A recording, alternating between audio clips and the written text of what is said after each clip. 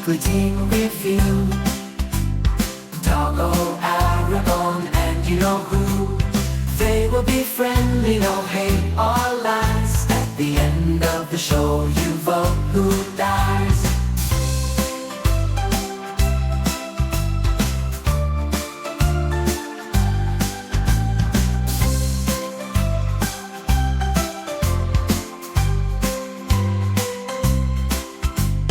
Dota weekly team review.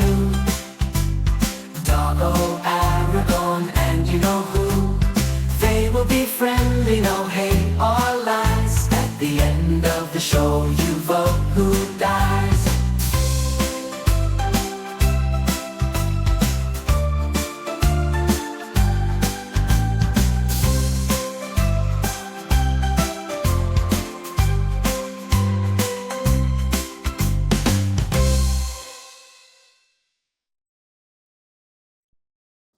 Hello, everybody, and welcome back to the RD2L podcast. This is episode 5, I think. And I have my two wonderful co-hosts again, Aragorn and Hungry Phenix. And our guest captain for this week is Icicle. Hi, Icicle. How are you? Hello, I'm good. Very good. How are you guys doing? Very good. I am doing great. On you. All right, and so we will just hurry up and hop into this. No rambling, hopefully, this time. The first series that I have pulled up is Shea Doctor versus Mobite. None of us watched this series this week, but it also didn't look all too interesting for the most part, just looking at the Dota bus for me. What was our predictions? Yes, I do have that pulled up. We put 0-2 for me and Klon's Shea Doctor winning, and then 1-1 for both you and Phoenix. And we were all wrong. 2-0 for Mobite. Yep, 2-0 for Mobite. Oh yeah, this is the series where Jerbear actually learned how to play an early game carry. Did they have a stand-in? Maybe for their mid? Because this is Mobite, Jerbear, Tomo, Valen. I don't know who this true guy is. Yeah, the true guy is new. He was a stand-in. They're not. Okay. They're a regular player. Rigged. So yeah. Just looking at his stats real quick, I'd have to say rigged. Mr. Admin. No. Wait, was might it give only a this. stand-in in one of the games? No, a stand-in for both games. Oh, yeah, I got it. Oh, they got Shadow Fan. They're usually Yes, players. you got to ban that here. I think passive just griefed with his pick. That's all. He played Pudge. He picked Pudge into Lash. That doesn't sound very good. Yeah. I don't know either hero too well in the mid lane, so I'm not sure if it's good or bad either way. Nerd even got Ricky and he lost. This is actually a Jover. He had literal last pick and lost his lane. It's pretty bad. Maybe the power of friendship isn't all that's cracked up to be. If you have counter pick and you lose your lane and you're not lower MMR, it's a problem.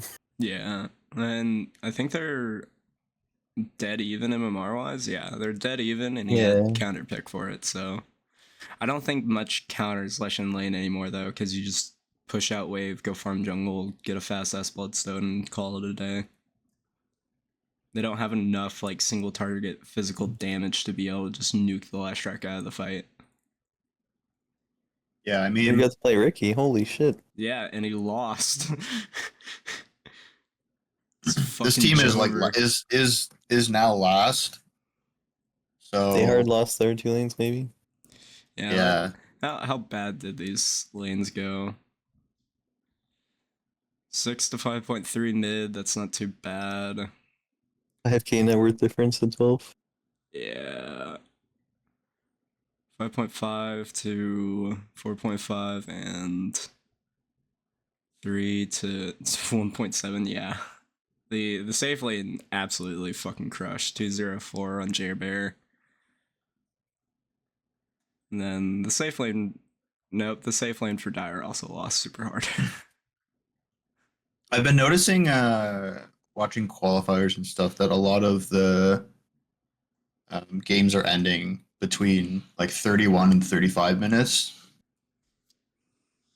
And I don't know if that's the high ground changes or if because the patch is still relatively new, lanes are just a lot more, I think, volatile than they have been in the past. Looks like they have standard for Yami as well. Ah, That's why this team failed. No Yami. We blame it Yeah. on that. But I don't think there's much else to go for on this first series. They're Game less two. their own. Yeah, the Leshrac owned. Game 2, the SF owned. And Valen owned. yeah, Valen picked the 2 range universal offlaners that are strong right now. Looks like he owned both games. I would not pick Ursa into Wind Ranger, but that's just me. It looks like the whole Radiant team played well in this game Yeah. too. And the whole Dire team just didn't, unfortunately. Yeah, triple. Uh, It's triple range core against no gap close. It seems pretty bad.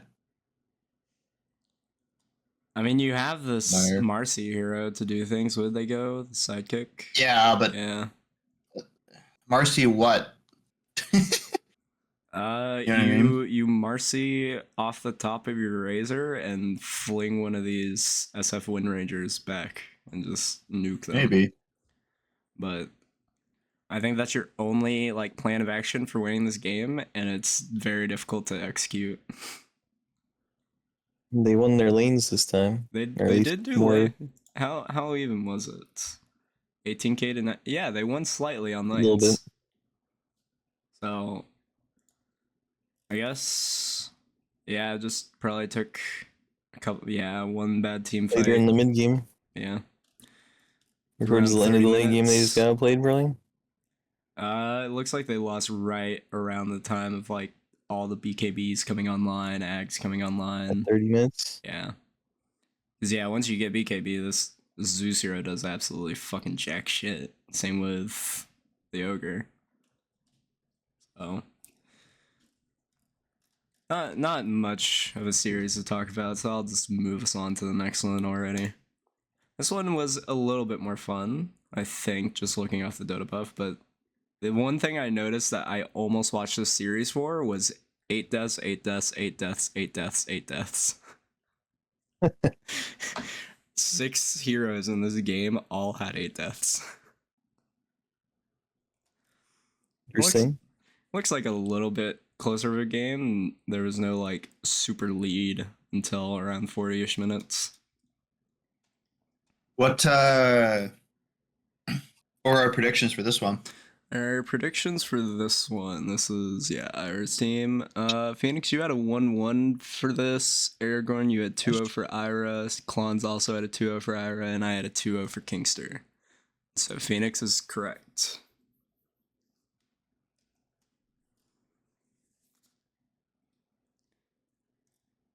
Yeah. I don't really have much to say about this. It looks like this Night Stalker mid hero is still just continuing to win games. 12 bricks played fairly well. This is the Kingster team where he switched to start playing mid because he drafted the other guy cut by mistake or whatever. Yeah. Yeah, I don't know how Night Night Stalker versus OD should go, but not good for Night Yeah. Stalker. that's what I would think. And it looks like It depends how you play it, but yeah, it's 4.9 not to favored. 4.3.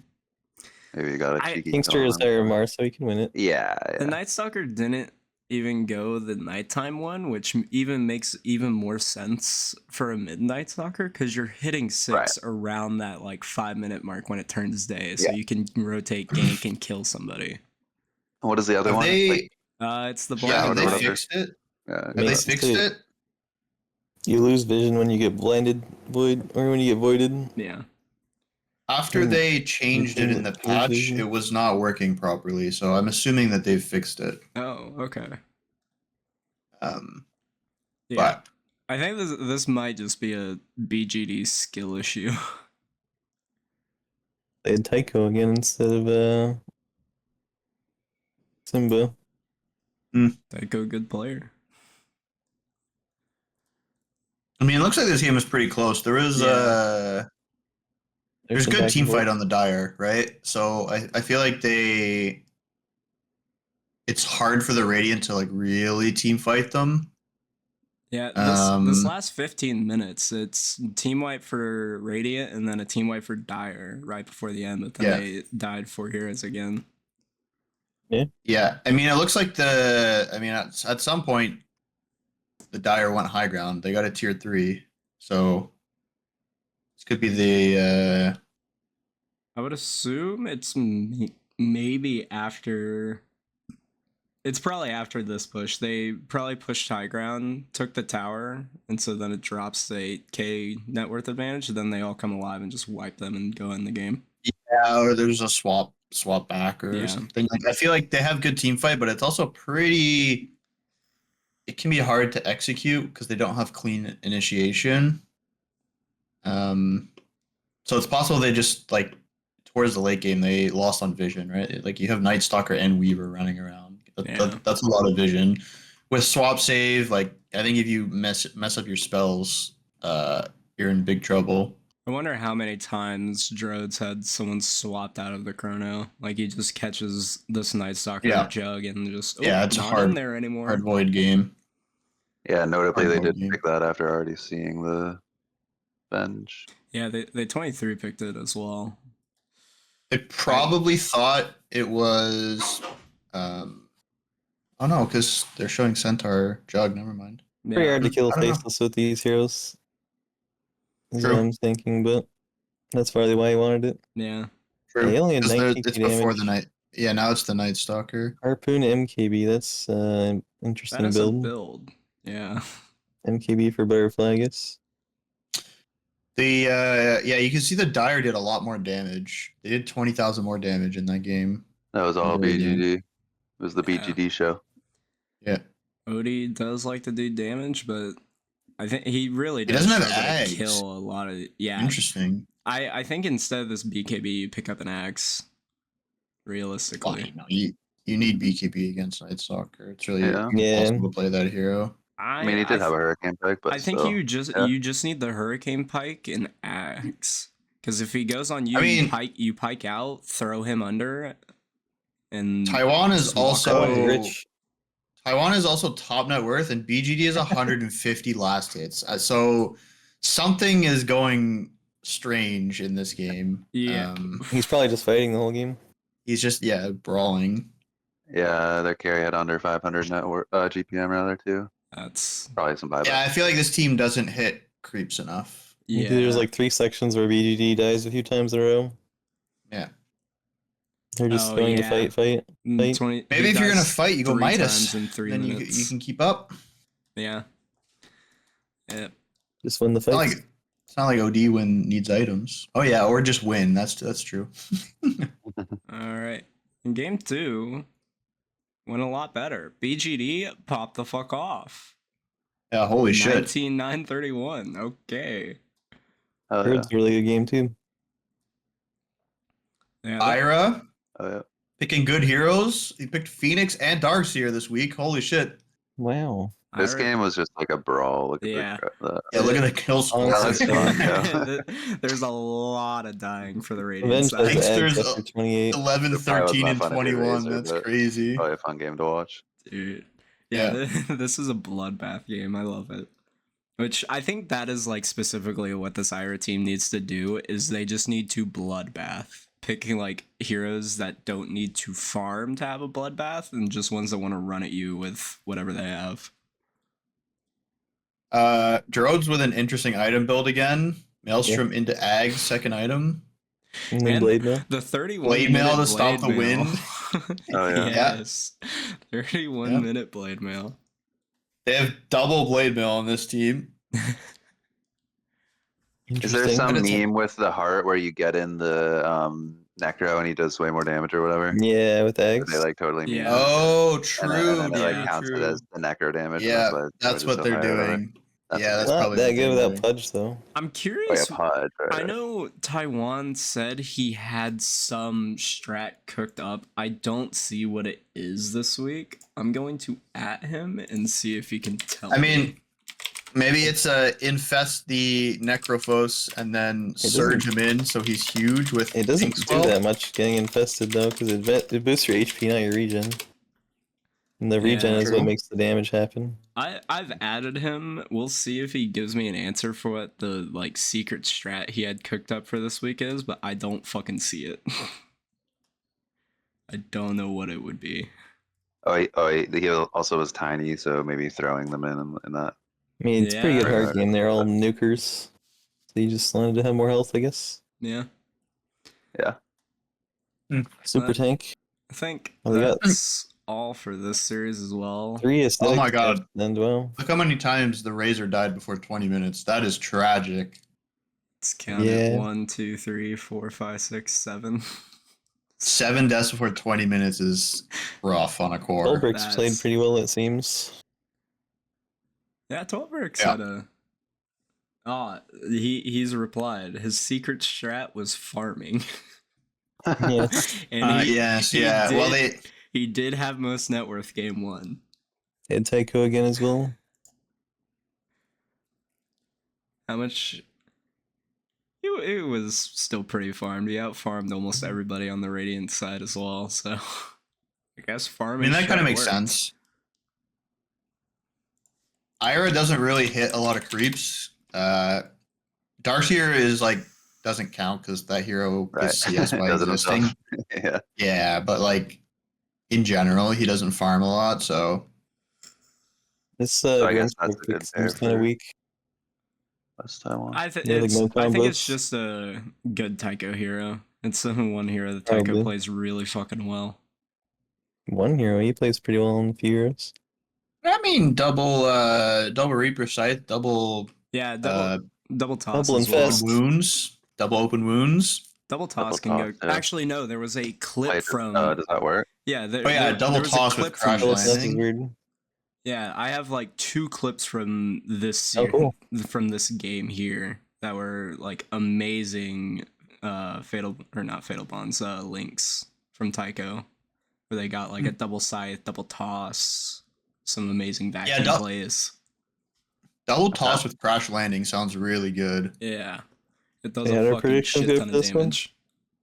I feel like the top lane shouldn't have gone quite as well for the Dire, maybe. It was Lifestealer Grim versus Witch Doctor Timber.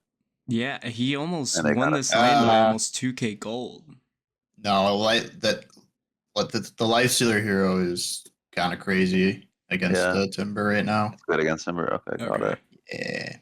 Yeah, Yeah, all can't. Or You don't have enough predictions? damage because he's not universal anymore. So you just like Oh, yeah, they made Timber strength hero again. yeah, I didn't Yeah. know that. Timber's strength hero now. that sucks.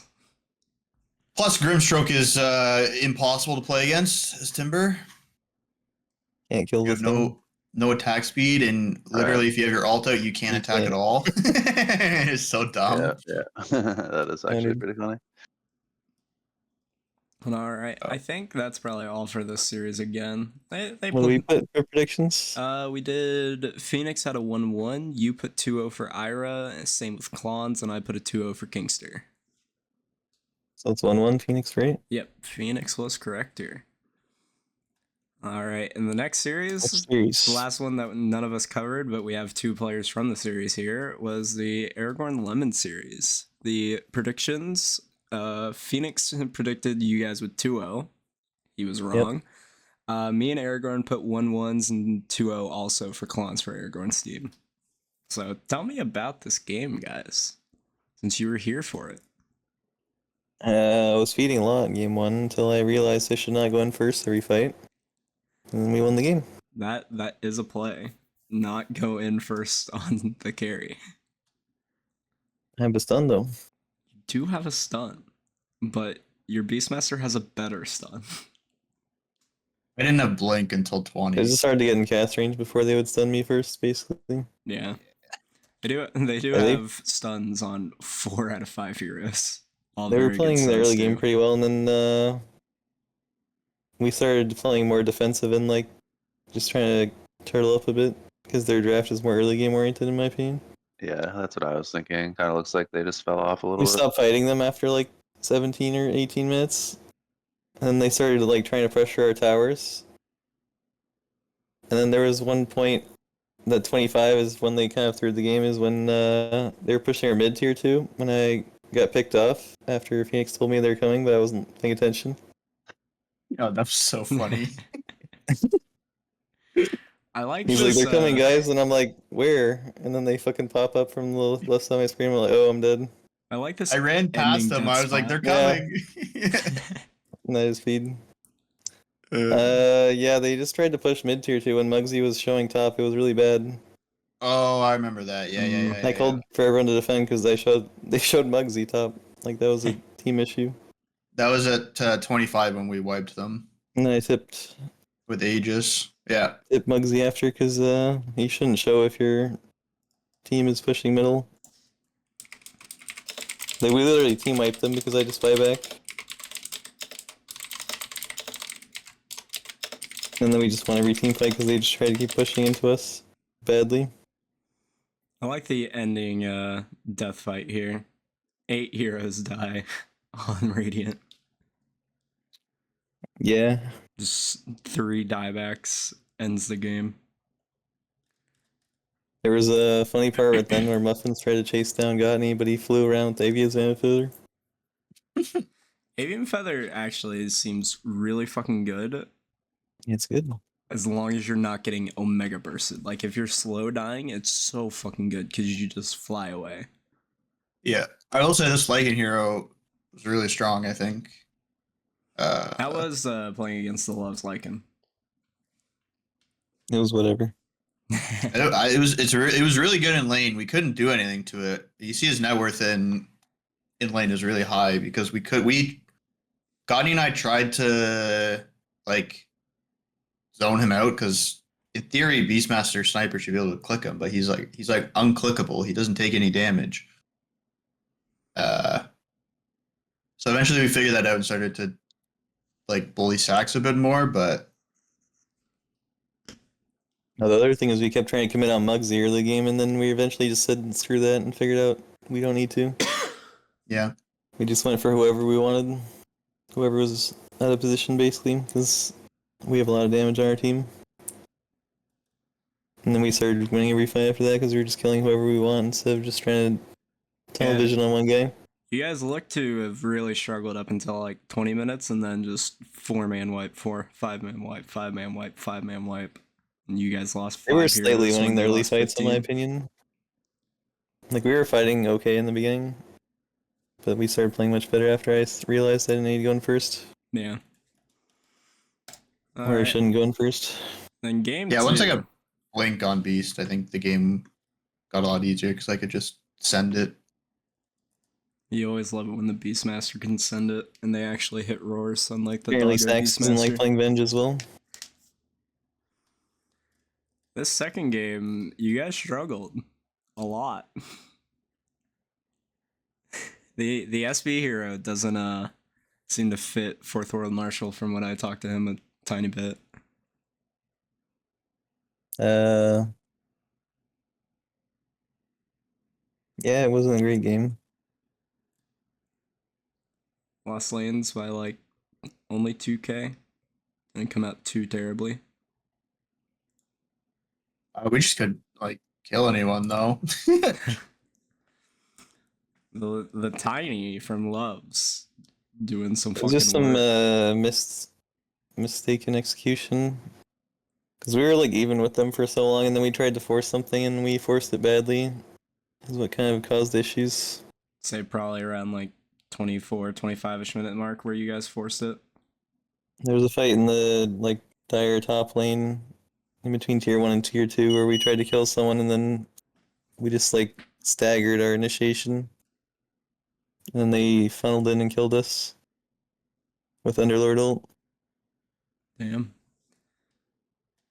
All right. Well, anything you guys have for the rest of your series here? I died really fast then. I think Lemon played the Underlord really well. They used the ult really played well. on Tiny. I mean, they just played well as a team. They waited for us to make mistakes this game instead of forcing mistakes this game for themselves. That's pretty much what it came down to. Support sniper won both games, which is pretty funny. Phoenix got MVP on strats this game somehow. I don't know how. I did? Yeah, Well I then. didn't do anything this game. I agree. I agree. Simple enough. Yeah. I don't know. You need to be more aggressive on Night Stalker and scout people instead of just running away when we all run away. Yeah. All right. And then, so as I believe you guys are still number 1 seed. What do you guys Yeah. think of this Lemon team? How much in contention do you think they have in like winning the entire season as a whole? Wouldn't be surprised to see them in the finals. I am They'll looking. probably make semifinals at least. I Yeah, I think really they're hope semifinals. they make finals and they play you guys again, because I think in a finals scenario, this is going to be a very interesting matchup to say the least. I don't hope that happens. Yeah, because you want to be there, right? I want to see Icicle there though. There's a lot of good teams that I think could make for some really, really interesting finals. I'll be interested to go back and look at where people are ranking all the teams, because I don't remember exactly off the top of my head versus even in like a week or two the current standings. Yeah. Well, I gave Bungus S tier, and they did. Yeah. We were talking before you hopped on. I was like, "Wait, that team looked good." Like I didn't really. Well, And then I looked. yeah, And I was like, I still think they should be good. On I still paper, think they should like- be great. at but least middle of the pack, not. in practice, they've I mean, not I guess been too Technically, great. were middle of the pack, but Yeah. All they right. weren't winning and didn't like it. Anyway, So the next series we had was Klons versus Kikijiki. Everybody put a 1-1 for this series except Phenix, who put a 2-0 for Klons. So Phenix is right again. Wow. He can't guess how strong a team is preseason, but goddamn, can he guess how the fucking series is gonna go? he can do that perfectly. Okay. Yeah. This wasn't like a particularly close series. And I am Um, getting my sure. food, by the way. I'll be right back. There were some interesting things happening in it. Game 1, the Klons took the disorder facet on Aragorn, which means that the bubble is like purely offensive. It gives his allies attack, range, and damage. Order's better, right? Yeah, I think so. But they And they no one had takes a Pharaoh. yeah, they had carry gyro and carry venge. So they had like a triple range core strat with the buff bubble, which was pretty cool. They have like no frontline, which is kind of potentially an issue. I Against saw at the X? start of the game, but the bubble was just the front line. They won their lanes really hard, and then they played really high tempo. Guard did his best on the OD this game. I think the Wraith King took a bad facet this game. He lost his lane. Yeah, he lost his lane to the Venge bounty was just way too much damage. But then he has nothing to recover. So he was like away from his team hitting jungle creeps. It was like looking okay maybe, but he was still really low net worth because he can't, like, that hero can't recover as well if you have the Spectral Blade talent. I thought at the start of the game that the Axe would be able to do well, and Edge was like top net worth for his team most of the game. But it took by the time he got Blink Blade Mail, I think the Radiant had like a 7 or like 10k lead. So that's really hard for Axe to overcome. Yeah, they had a I want- 15k net worth lead by the time he had.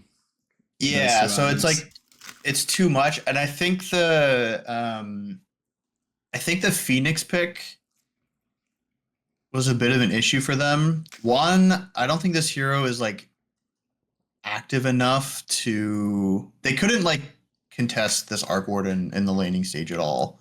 So Clowns just like killed OD a couple times in lane once he hit 6. And they couldn't really like do anything. It's a bit of a scouting issue also, I think, given Klon's Arc Warden. But then I also think that they have this egg call combo kind of thing, which is like discount Mars Phenix, but they never were able to like pull it off. So I think they just drafted slow heroes and then they just got run over in lanes. Klons did die to the tier 2 tower at like 14 minutes because he got outplayed by the tower and mismicroed. Didn't change aggro from his clone to his hero, so he just randomly suicided his hero, which was really funny.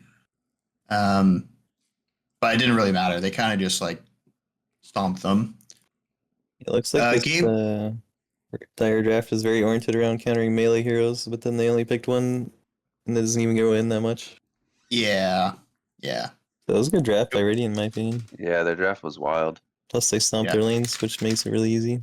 They uber stomped their lanes. Yeah. See how much. Game Jesus 2. Christ, Okay, holy yeah. hell! Bingo is playing left. Yeah. Oh, Yeah, they had pause 5 Lush, pause 4 Bounty. Pretty Yeah. sweet. interesting. This guy's a Grandmaster Bounty Hunter player, by the way. Oh, How do you let It's the guy have 1700 1700 games? What? I mean, Well, you can't ban 'cause- everyone on this team. Yeah, this is one of those like can't ban all the spam teams because Klons is a hero puddler and Hollow has like 3 or 4 heroes that he plays a shit ton of, right? I So They didn't even ban spam. They just banned meta here. Like, I don't think anybody on this it's team also a spams bit of its a heroes. a scouting issue, I think. I think banning Witch Doctor is fine. Yeah, Heroes look banning good. Witch Doctor and Weavers. I don't know why you banned Venom, but okay. Venom's probably doesn't need to be banned. I think Pingu plays it? No? Nope. Oh, Pengu's just been playing Enigma every day Yeah. and Faceless Void. Yeah, just kind of a stomp game, I guess. Pause 5 Faceless Way. Everything went wrong for the Dire. Yeah.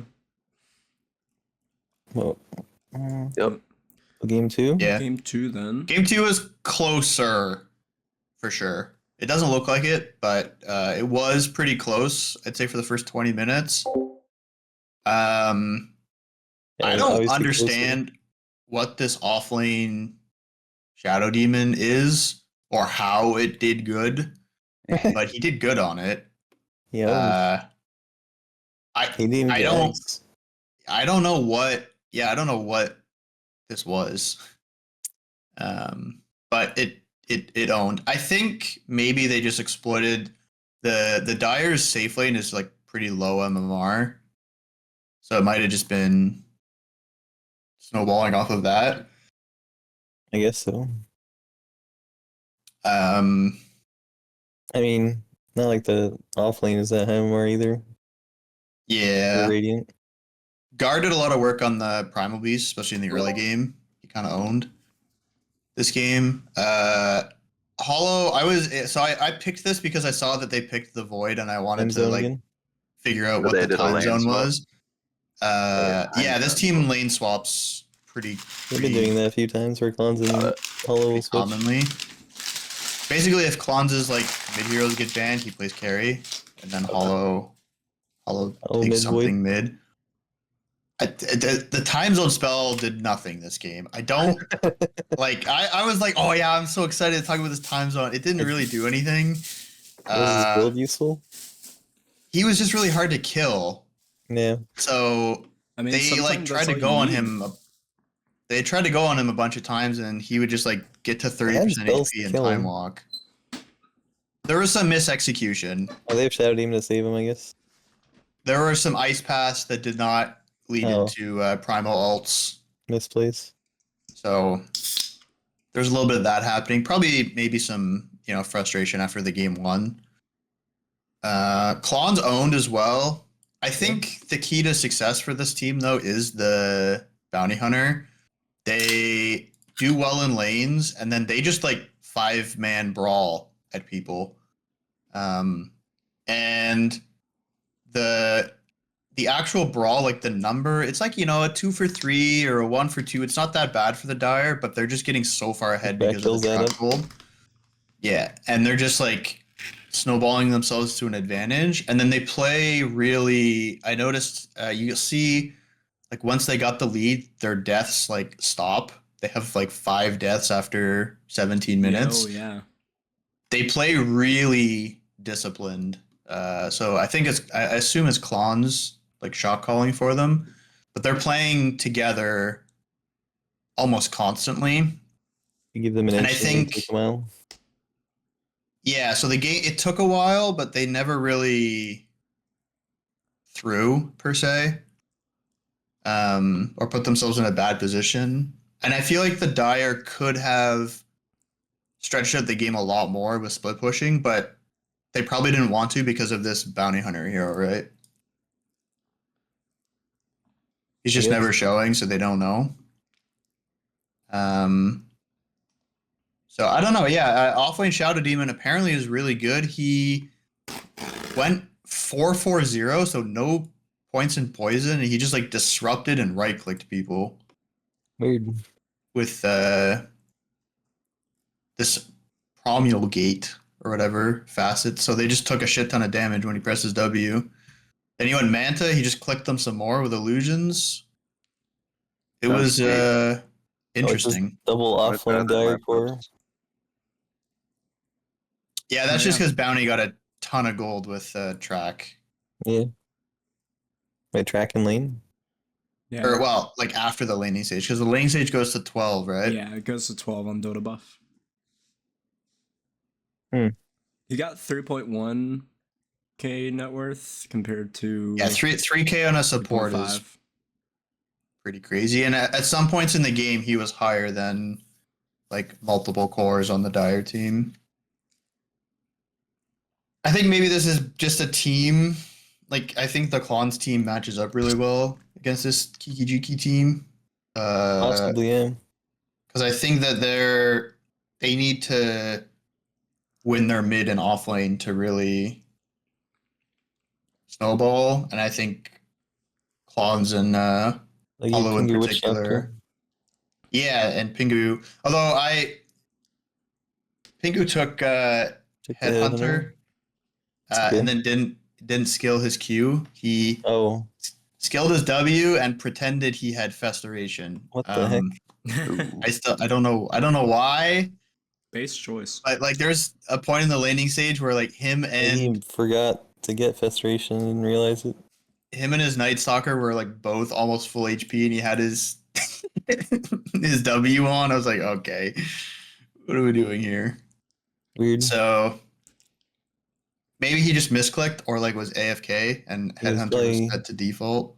Forgot to get it. And then he realized, I think at minute 3 or 4, he was like, oh, I have Restoration. I see. Then maxed Maledict and was fine, but yeah, clean win by them. Yeah, they played really well. So all right, well then I guess we are off to our second series, Emperor of Asia versus Icicle. Icicle, you were in this game. Tell us about it. Yes, I was. All right. So I'll start by talking about the two teams a little bit because I think that the team composition and draft is a little bit interesting. So for my team, we have all of our high MMRs are our pause one, which was our first series playing with Stanny, the replacement for Tommy, and Quigley, obviously. Whereas the other team, they have the highest MMR mid, and then the high MMR pause 3, and then on our team, the other 3 players are like a little bit below league average, and on their team, their supports are very below league average, and their carry is a little bit below, but he also only plays turbo. So we're like, oh, his laning, he doesn't really lane a lot. He just plays turbo games, like you lane for like a minute and then go fight people. So when we were looking at the draft, we had also looked at a lot of their drafts. They were just like slamming Nico's hero at 9, and in fact, they picked second pick in particular in game 1. Like they had the choice and picked second. They just wanted to pick Nico's hero at 9 and then make a ban, I guess, right away. So we were like, okay, we're absolutely not playing as Shadow Fiend, and then we were like, we don't really care what other hero he plays because if he picks the Tinker, we thought we could stomp the side lanes hard enough that we could shut down the rest of the game and make space. You have experience against winning against the Tinker. 1v9.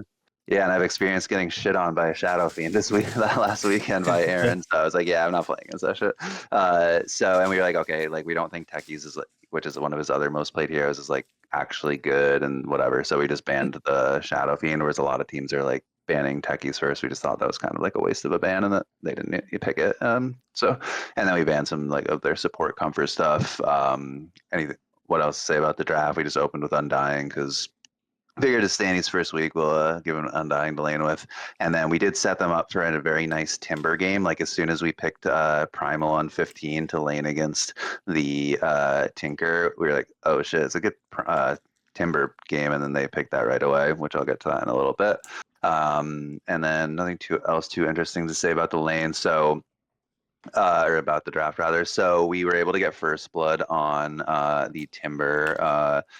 I'll send you a clip for that later today because I have a couple clips. I just need to like put them in Google Drive or whatever. But he skilled the chain, try and get away. So his lane was like super gimped after that against Undying. So basically, the story of this game, we kind of just one safe lane. They stomped the off lane, and then mid was like a draw. I think Nico was up like 500 gold or something.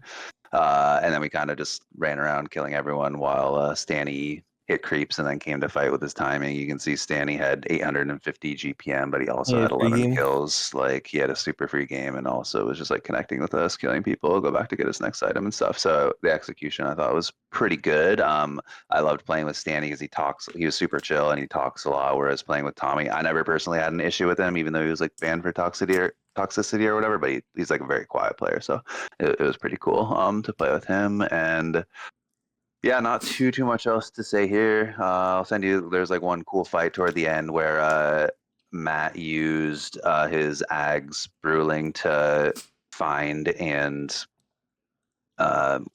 Cyclone or whatever, the Tinker, and then we were able to jump the Tinker, kill him. He bought back. We did it again, and then they GG'd out. Like we didn't even go high ground.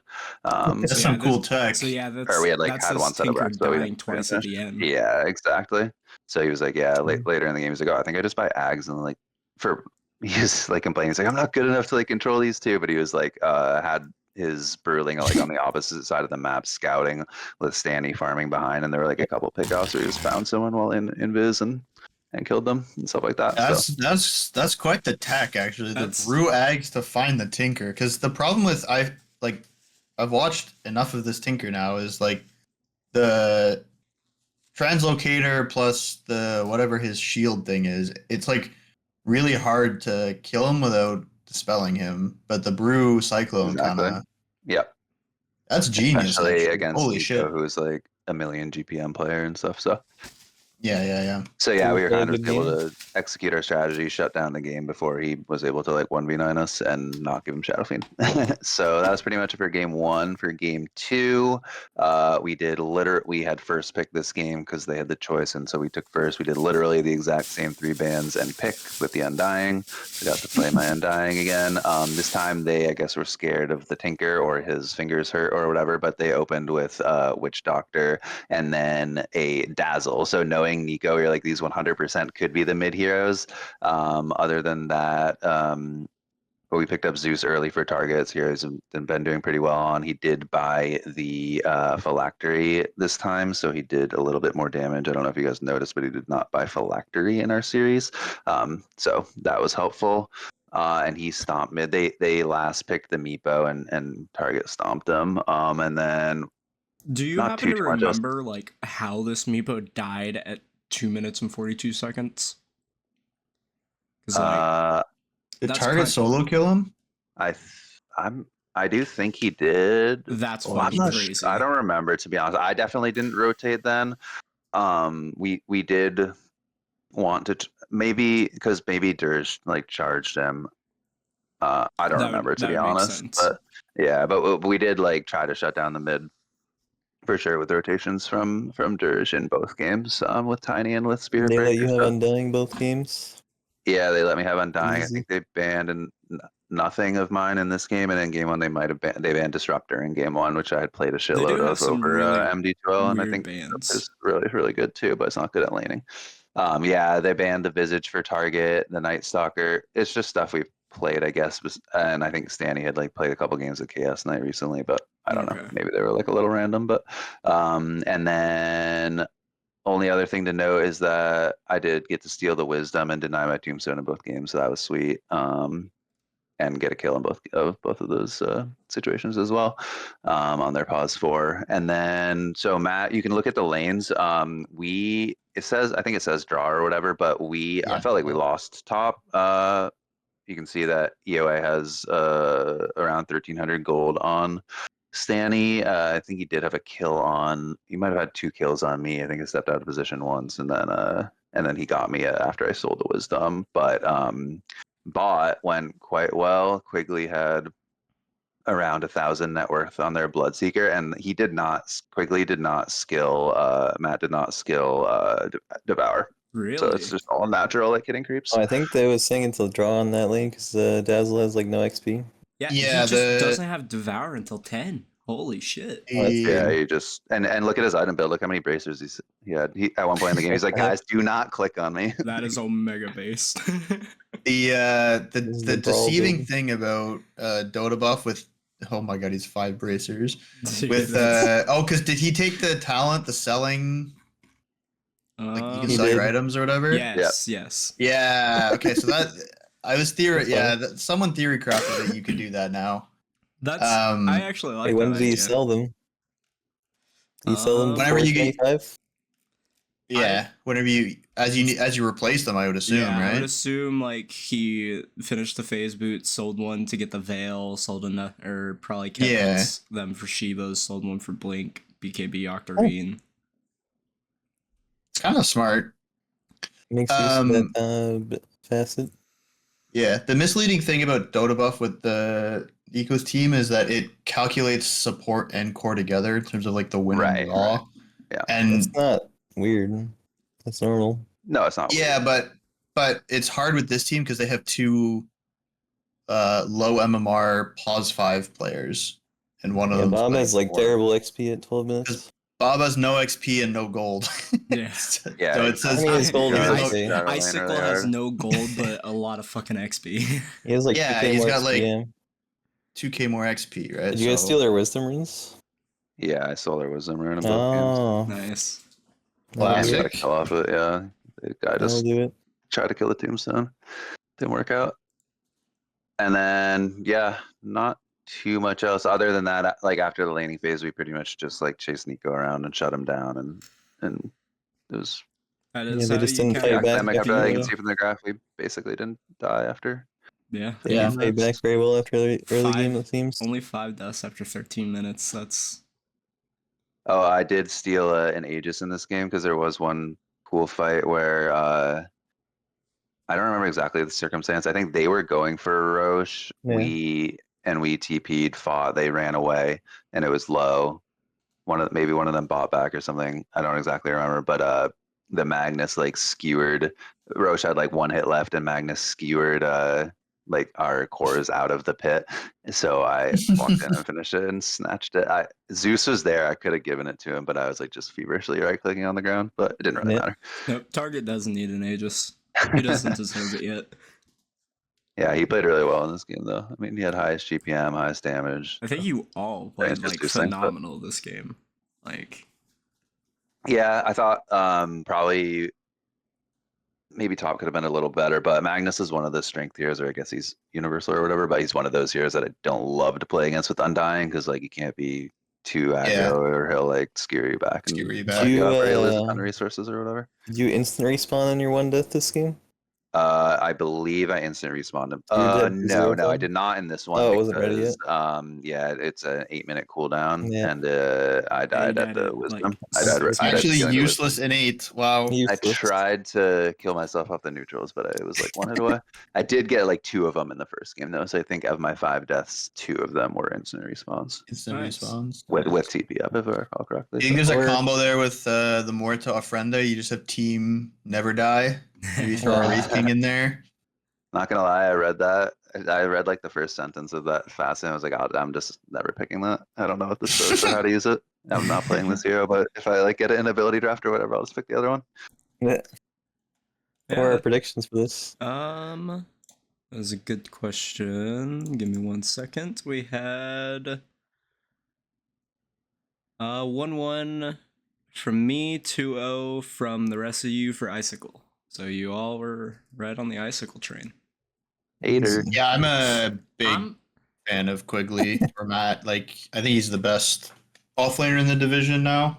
putting too much stock in the Nico train. Like, Yeah. Well, I think Icicle's game plan, like, is pretty much what you have to do against them, right? So Well, it was Yeah. Matt's game plan. I would take no credit. Oh, okay. Well, yeah. I mean, I think you guys are just a better team. Yeah. I think matchup wise, it works really well. I don't think I'm And, ever rooting against this Icicle team. Or rooting against them. I think that, Well, your only losses to The us, Penguins right? yeah. Yeah, And, our like, only week- losses to you, and we kind of and, like, screwed up week game 2. 1, and I also was playing a hero that I don't know how to play really, and then game 2 You guys are definitely good. just ran us over. But Yeah, this is another scene. Yeah, where- that was like a month ago. yeah, With Tommy, And then- so yeah, this is exactly. the new look. yeah, Prestige Worldwide. yeah, and Matt and Stanny have played stuff together, so they like know each other's vibe and Thanks. whatnot. Okay. So Oh, yeah. Cool. and So- like, yeah, Tommy Ruggs hero pool was like our last pick in one of the series. I forget a couple weeks ago. He was like Matt's like, what do you want? He's like, give me Invoker, and he's like, wait, what? Like, okay, but we played carry Ogre in one of the early game, like the week 0 stuff, which is cool, but How much it was do you like an think unconventional carry player. How much do you think it helped playing against a first pick Tinker the 2 days before this series? Yeah, I mean, I felt probably it was just like your team overall in MD2L was better than this team, and maybe my team was actually a little worse. It's definitely a lower MMR overall than our MD2L team, I should say, was a little lower MMR overall than this RD2L team. But Aaron was way fucking scary to play against. But again, it's just because we kind of shut down the side lanes and stuff. Nice. But yeah, my main learning from that was I'm definitely not letting a guy who wants to play Shadow Fiend play Shadow Fiend right now. Nope. Don't let the SF players have the SF. But all right. So the next series we have is Good Guy versus Weirwood. And our predictions for this, I put 2-0 for Weirwood with Clons, and then Phenix Aragorn, you guys put a 1-1. So we're all wrong again. Yeah, good guy 2-0. This is a crazy long series. Yeah, Over good. 2 Yeah, hours. the games kind of got extended, it seemed like, when I was watching them. But, starting off the game, Zeros leveled up Lift when he got picked off. They kind of set up for a pre-rune fight. And then Zeros just walked in front and died in the nighttime. Then he's leveled up He died. Lift. He died twice in 2 minutes. Yikes. That's a rip. Well, he died around the 2-minute mark Yeah. later in lane. Yeah, he also was still level 1 when he died again. Oh, that's rough. Got kind of position in lane. The hell happened at 5 minutes? 5 minutes. Oh, Look at all these what deaths. the fuck? Oh, there was no What? deaths. What the There was a big fuck? ass brawl between the entire bot lane where everyone died except for Spanky. Jesus. And there was meantime a kill in the other lane top. That's so many deaths. What the hell? It was just a lot of brawling in the lanes. Yeah. I There guess was there's a one point gyro. where Yeah, the fighting mean, went long enough for Pudge to die, respawn, and die again. I will say Scurvy is a hook god and hit Yeah, he is. insane hooks every single time I watched him. Both games, he missed a few, but the hooks he was hitting were insane. And it was he was the only person performing game 2, I should say, for his team. This game it was harder for him to hit hooks, it seemed but game 2 he's insanely hitting hooks. Yeah, it was just a lot of fighting in the lanes. There was one point where Bender got solo killed by Good Guy under his tower. He got rooted and stormed, and then he just didn't run out of the route before he Oh, took a no. weird path to go around the tower. So he didn't get out of the root before he got rooted again, and he just died. Oh no. And then he TP'd back in, and they tried to super, like, 100-0 good guy, but he ended up dying to Firestorm again. Oh no. So it was, like, disaster for Bender in that 5-minute mark where he died twice. I see Spanky went the Fire Dragon facet. Yeah, he was a carry. Yeah. Carry DK. It was alright. He was, like, highest net worth early game, so it was paying off. Yeah. Han is They trying kind of to just, like, convince destroyed- everyone that this is good. They kind of destroyed the bottom lane just from Andizel being Witch Doctor with Frustration. Yeah, Festuration, yeah. They at one point they tried to like 3v1 him and he killed all of them. Oh no. And Scurvy was like just rotating after every single kill. He would switch between teleporting top and like portaling bot. Scurvy was rotating a lot. Haptic kind of lost this. They kind of won CS battle on Radiant, it seemed, after a while. I wonder if that's one of the situations where maybe you can't because of the Witch Doctor, but you go for like a double bracer, like Vanguard build on Axe, and you just or not even the Vanguard, just a Ring of Protection. You just try to like creep skip and just not play the lane. If your Pudge is going to be running around like a psychopath. You know, it was kind of ridiculous that Scurvy was like landing hooks consistently on Andizel. Like he hit him 2 times in a row, and then Andizel's like the same HP and mana as him. Just that's how broken Festuration is. Yeah, Uh-huh. Festuration. I'm not locked Like in he here even got with hooked you, into you're tower, locked in and they here were with still me. winning that lane. You just press W and don't care. It's so dumb. Yep. No skill hero. I won with Festuration today. There's literally no skill. We're hook. Yeah. He's getting hooked. I Yeah, think you just I'm gonna buy take Blood this hero Grenade and mid. run at people. I'm just gonna take this Witch Well- Doctor hero mid with Voodoo. It does. I will It say fell it off does. Like, after the lane it- stage. yeah, it does fall off in the minigame. So you kind of just become Witch Doctor. You play a Witch Doctor after the lane stage, basically. Yeah. Or after like the early game. Yeah, and that's where you get Radiance Ags. I think and you people kill get baited everyone. into like trying to do this build where they go for super like focus around being in front. It can Yeah, only you work are if still you're like you are still stomping. Witch. You're not. Yeah, you are still Witch Doctor. You don't get It's have good the if you're much HP. stomping, but not like you don't have to focus on it unless you're a core, I guess. Hmm. Yeah, this game was like a lot of ratting by Weirwood. At some point, he eventually just decided, "Screw this! I'm just gonna cut lanes." And then he Nice. put up a ward and just started cutting the bot lane. Nice. And the entire Dire team just ignored him. Or I mean, like everyone in the game ignored him. He was just cutting lanes.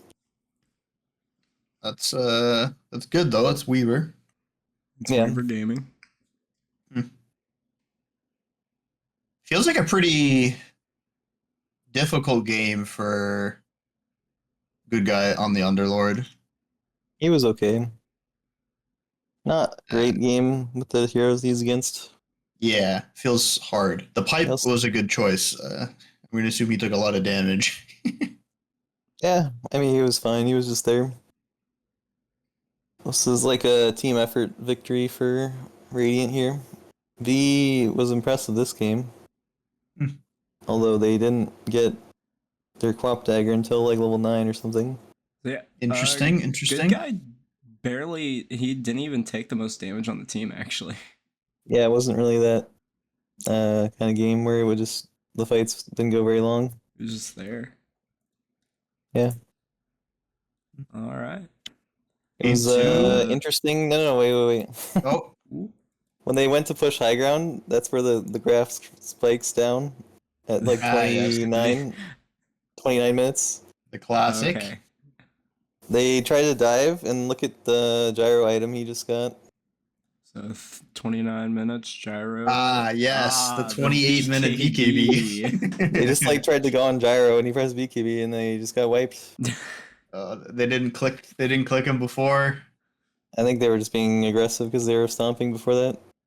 The gyro They got were a up lot of there. They gold just walked here. up high ground and didn't go well. They got turned on and the Dire played that fight very well. And then, This- but that at the end of it, Yeah, this it was 11K like Bender was gold like hanging on sweep. barely, like he was super low at the whole fight. And then at the end of it, Siraus had hook and he hooked Bender from the trees and got him. No way. Ooh. Wow. And then he died for it. Yeah, it was interesting. But eventually, Radiant just ended up playing better and winning in the end. Although It they looks like almost threw it near the end. they didn't panic and like try to force it again, which I feel like a lot There of teams was do. actually some panicking. Oh.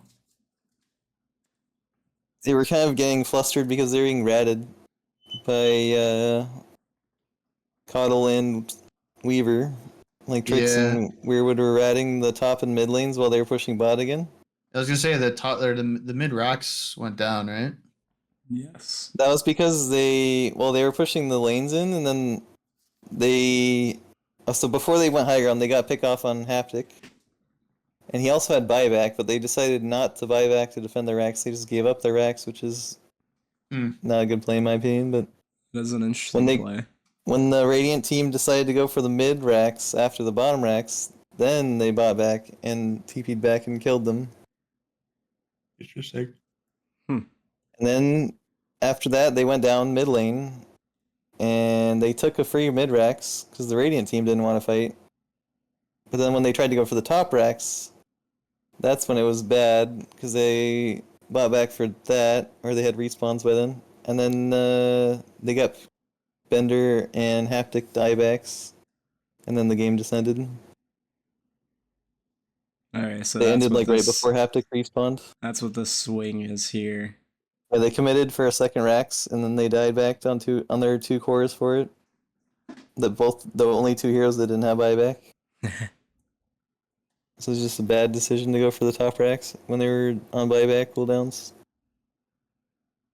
Yeah, they almost had a comeback from that. Alright, and is that on the game 2 then? Sure.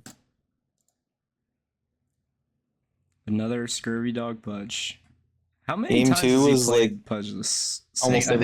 I think every game. Yeah. Almost. Unless it's been banned. No Pudge here, no Pudge here. There's like a couple of games where he didn't play it, but yeah, every other game. He's played the last 7 games. 2 games out of this season, he hasn't played it. I've noticed that I think they've switched who they're like. He's still playing 5, but he seems to be laning with Haptic. Have they always done that? I mean, he's just buying the words, I guess. I don't know. Yeah. It was a lot of fighting in the pre. Look how many deaths they had on Dire in the beginning. Oh my god. 13 At minutes. before the horn, they died all like 4 heroes. He died twice. Oh no. I think one of those was just later. Yeah, in lane. he just died 2 minutes later. 2-4. Oh, Slark died a lot in lane though. My goodness. Yeah, because the fucking hooks were insane this game. He did 3 times Dog before owning. 7. Scurvy Dog definitely used the fucking max hooks distance very well. Yeah, you think he's mastered the flares hook? I think he was already doing that before they made that a thing, and then he's just like, hell yeah. Give me that. Even more damage for me, let's go. He's hitting insane hooks this game, and especially last game was pretty good as well, but this game was especially good. Like literally, I would give MVP of this game to Scurvy Dog. Gotta start picking Bender Bloodseeker so they can combo it. Yeah. Meh. You love it when you see roaming 1 for your pos 4. He literally stomped Yeah, his it's lane very so hard. rare. He stomped his lane so hard that they decided to send Andizzle down to kill Bender at like 5 minutes or something. They just like gave up on their safe lane on Dire because he was spamming hooks on them so good. V tried to solo kill Trix under tower with DD, but they used their wind run before they went under tower. So they tanked the whole tower and died to it. Unlucky. Happens to the best of us. Well, actually, they got away the first time, and then they came back because they saw their DD on, and they just did the same thing where they used wind run before they go on the tower again. This is why I They don't ended up play the dying Wind sick Ranger there. hero. Yeah, if you're gonna dive someone, you want to have wind run when you're under tower range, so you don't die to tower. Yep. And then there was another attempt later, the same thing where you use wind run before diving tower and just feeding. Yeah. That was like, No, V died 4 times in like 5 minutes here. Yeah, and then there was a fight where V went to bottom lane and just walked in the melee range with the Pudge, who's low HP, and just Pudge ults and gets the kill on him under tower again. So it was just like a lot of misusing Windrun on Windrunner for V. And then V decided to AFK farm for like the next 20 or so minutes. Nice, nice. He does not die for 20 minutes. So yeah, it was just really disappointing early game by V. Much better impact in game 1 than game 2, I would say. They basically won in spite of V's performance, I would say, game 2. What the hell? Is this a Dragon Knight Midas? What is this? What is good guy cooking? That's alright. Midas Blink? It's kind of based. I guess you like don't. it. Well. How mean, hard did he It's a stomp good his Mage lane? Slayer game. Were people buying Midas a lot at first with him because his The laning something stage, he involves? He with stomped. He level. didn't stomp the lane, but laning stage wasn't that much better for him. he did okay in the lane. But I don't think okay enough to go with fucking Midas. I like that Scurvy Dog has 100% last hit accuracy, but he has 2 creeps at 8 minutes. He didn't try to get last hits, he was still spamming Yeah. hooks. You can't miss any last hits you don't go for, I guess. True. He hit every single hook pretty much this game, it was crazy. I will say the one thing that I think Radiant struggled with was just playing as a team. They were just very unorganized, it seemed like. They would just go into staggered fights or like not protect each other when they're getting dove and stuff. You would think like this like duo core with the support would be like amazing at coordination. Like, they're like not trying to make plays together, I don't know. It seemed like Haptic would just show up and press all his buttons after the fight was already happening. There was an interesting part where Scurvy hooked good guy, and then Bender started to chase him, and then they used like Ice Path and Arrow to screw up Bender. And then they tried to chase Bender down, and then that's when Haptic showed up and got the double kill on their supports. It's pretty cool, back and forth fight. Yeah, I think Haptic isn't much of a Darkseer player, like at all. So I feel like that may be. Yeah, it did seem like he didn't really want it. It didn't use his spells super well. Yeah, because I played that. I've been trying to play that hero a little bit, and that's sometimes he's a weird hero, and like when you kind of go in. So sometimes you feel like you go way too early, and then like you don't do anything for the rest of the fight, and then other times you're like, oh, I'll wait to cast my spells, and then the fight is just like over, and you're like, oh well, I might as well just like cast Vacuum, I guess. There was a cool part where Haptic tried to solo kill Spanky when he got level 6 before Spanky, and then Spanky got away with like pretty low HP, and then this is on the dire top lane, and then Scurvy's like sneaking up on the like outer ring of the map, and Spanky like turned around to like mess around, go back to farm, and he got hooked in the face. Oh no. Oh my. Is the Darkseer illusion of Slark gave him vision of Slark in the nighttime. So it was like a very weird spot for Pudge to be, basically, is what Spanky was probably thinking. But yeah, Scurvy showed up in really good places with amazing hooks. I think the one thing I would criticize Scurvy on is he didn't buy Shard. Oh, no save potential? Yeah. He got the Shard like super late. I think it was from the Tormentor as well. Bender has an See if I can interesting skill find build it. this game. Yeah, Bender did not skill his passive early game. Yep. Yeah. He maxed Pudge didn't W know and until didn't skill 53 passive. minutes. Yeah, this is a Razor of like 3 years ago build. Yeah, it's not the passive that makes you move fast anymore. It actually does damage.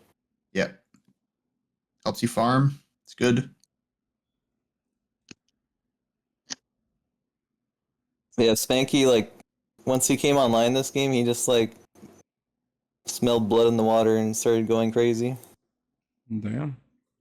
He was, like, hunting down people by himself solo, but his team was following him. They also There was one are point getting this where attack speed increase. There's one point where he dove Bender, and Bender BKB'd and pressed ulti, and Spanky clicked him down through it. Wow, really? Huh. I mean, Because Mage Bender Slayer had a will help with shard. that. Bender had his shard, and it pulls Razor towards his target, so he couldn't run away from Slark. You can toggle that off. You can? Yeah, it's toggleable. Oh, I guess he didn't know that. If you he pulled the Slark towards him, and he couldn't run away from the Slark because he linked the Slark. Yeah, no, you gotta toggle it off. And he just got beat up really hard because of it. Oh gosh. He died through his BKB under tower, like they're just getting solo killed. And he wasn't even that weak compared to him net worth wise. But Spanky did have some stacks at that point, I think. Yeah, I would say Spanky's MVP for Dire this game, and Scurvy's probably the MVP for the game. It was just like Scurvy versus the world, essentially. Damn. Zeus I feel like that's a lot of seems like he games. had impact from the score, but not really, in my opinion. He was fine. He's got damage. He was fine. It was just like... I mean, Doggo, Zeus having damage is like the sky being blue. It seemed like they just didn't combo very well. Like, Weirwood would waste his ult a lot of the time. I think if they had a different offlaner, maybe it would have been a lot easier for them to Yeah, they just didn't use their combos very well. do it. I guess the Axe ban. I was gonna say why didn't they pick Axe, but there was a good 19 ban Yeah. by the Dire for sure. Yeah, Good Guy team was very much organized compared to Weirwood team is what I would say was the difference here. They actually did decide to pressure and get some kills and objectives instead of just like AFK farming. Or at least not letting the other team kill you within a response. Yeah, it was a cool series, a lot of fighting. A lot of cool hooks to watch. Looks like a fun series to watch with just how many deaths there are. The lanes was a lot of this. Yeah. Just so much fighting in like this first 12 minutes to watch. Good Guy finally wins some games this patch. After the crushing defeat to you guys, yes, he's finally won. Midas is the answer apparently. It's good to know. No, Midas was like whatever. I'll be queuing it up in our games this week. Oh boy. All right. Well, do you have anything else for this series, Aragorn?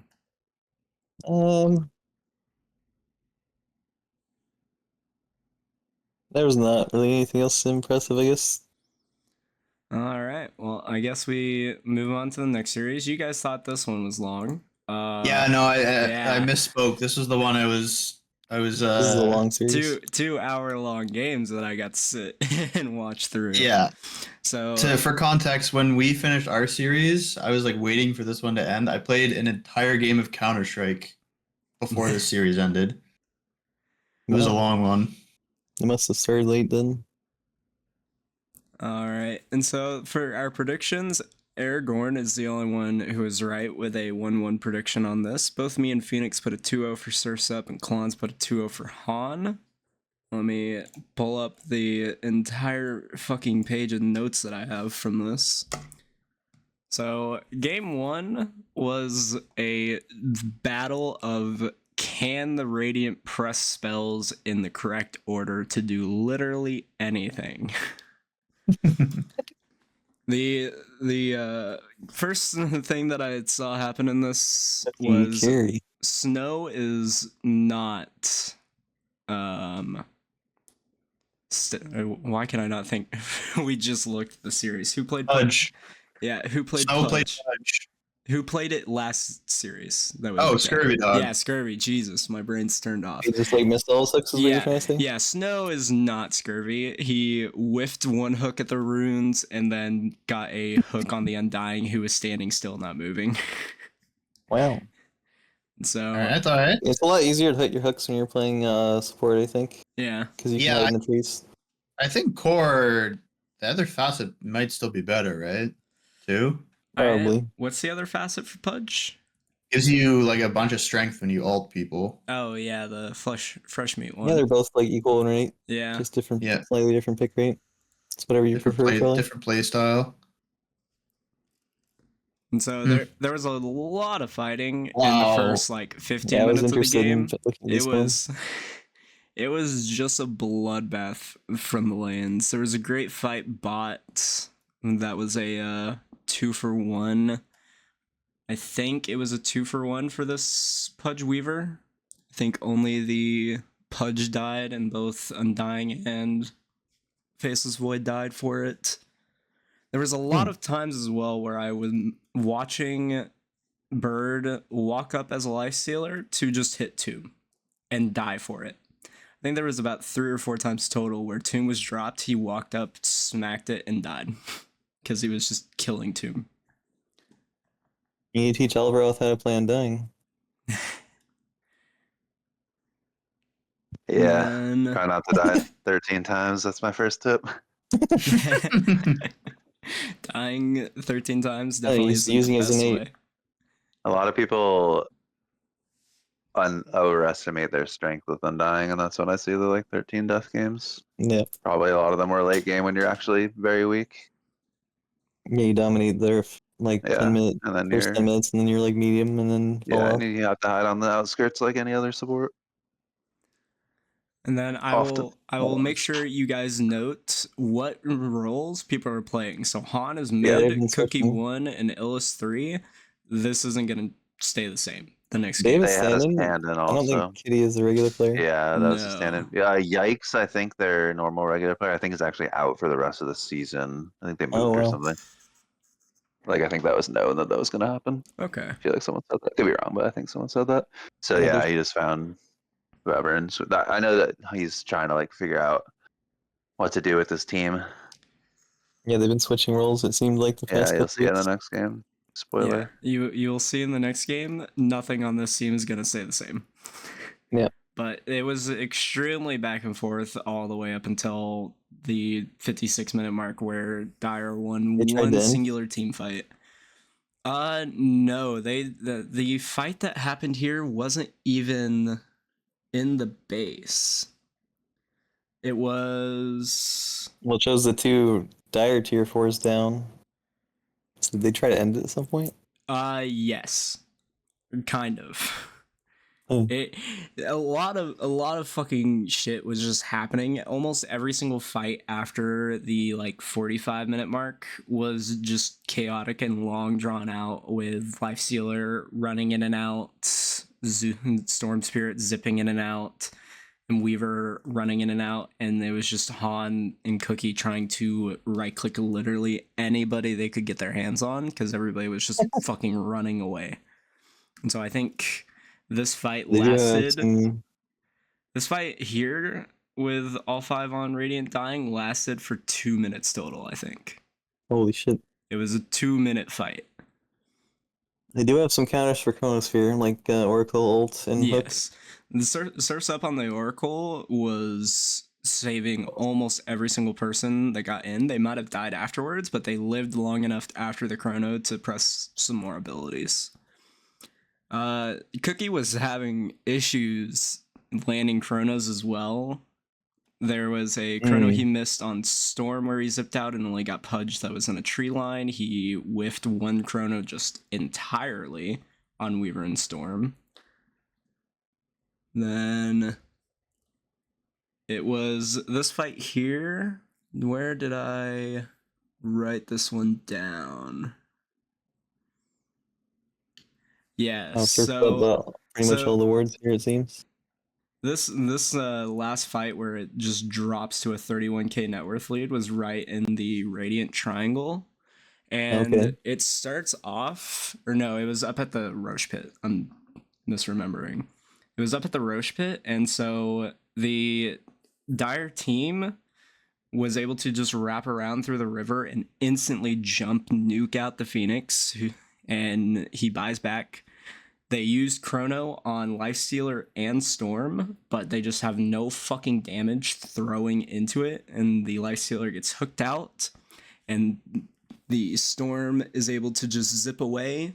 They tried then going on the Pudge with everybody from the Radiant team, and they couldn't kill him.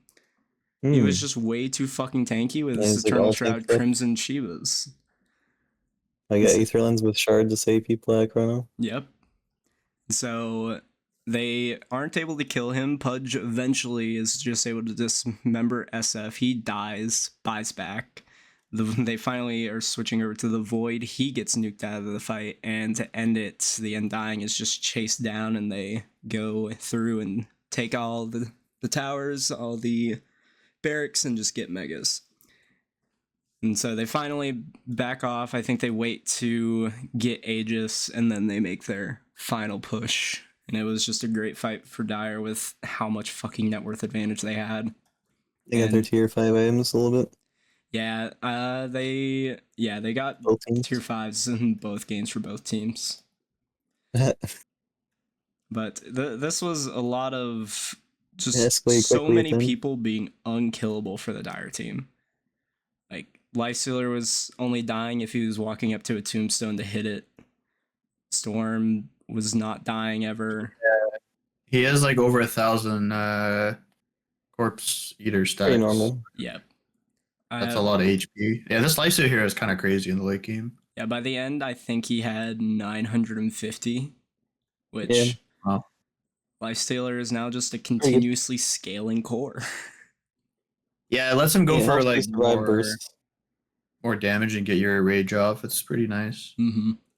I think one thing that's interesting is the draft from Radiant is a bit odd in that they first picked Phenix, which is Alberoth's most played hero, or maybe second most played, and then they gave it to Illis. Yeah, most played.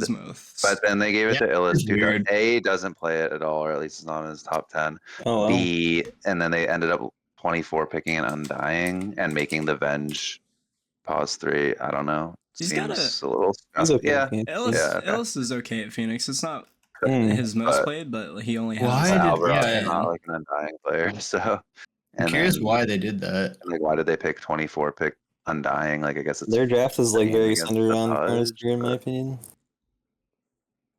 Yeah, but Undying's not particularly strong with Chrono. I don't think Venge plus Void is a good combo either. Yeah, it's just like a little bit of a weird draft. And I know Hans are like pretty good drafts. Maybe Alroth was just like, I really want to play Undying or what, but man, I would have potentially put him on the found a like. Wait, they last picked Undying overall. Yeah, they needed an offlaner, right? I mean, they made the Venge offlane, which is okay, but what if they had something like? Well, I don't know. I didn't look at the bands. No, Venge was 4. Oh, it's Phoenix core. They random this Undying? Oh yeah. I don't think they randomed it. No. I mean, I know really bad pick against last pick Storm. Yeah, it seems pretty wacky. No catch when they doesn't do anything really besides really bad. The lane is kind of okay, I guess. And they're picking it into Weaver and Lifestealer can kill Tombstone really easily. Yeah. It's not even a good This is like game. Seems like a random pick to me. Like it could have been actual random, but maybe they were just out of time and found it. Yeah, but anyway, that was I did not look at the draft like in game, so I'm not sure if it was a random, but. So maybe they randomed and then they just adjusted their.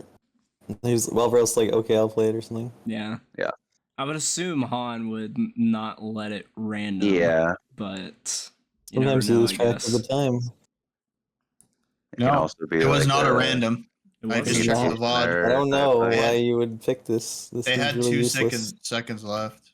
Also, if you look back at Illis games, all his Phoenix games are not core, or most of them anyways. Yeah, I think if they have a different class pick, most of his most played heroes are just not core.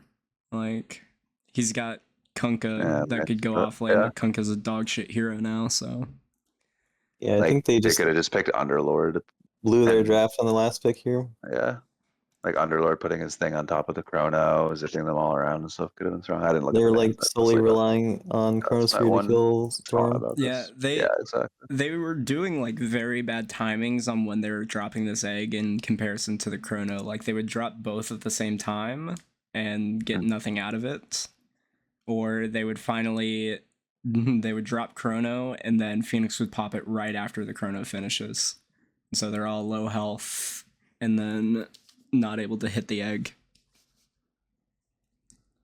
But game 2 was also very interesting. Another hour long. This is where the roles changed. Han went 1, Cookie went 3, and Illis went mid. Interesting. They swapped their entire tricore, and it worked out a lot better this time.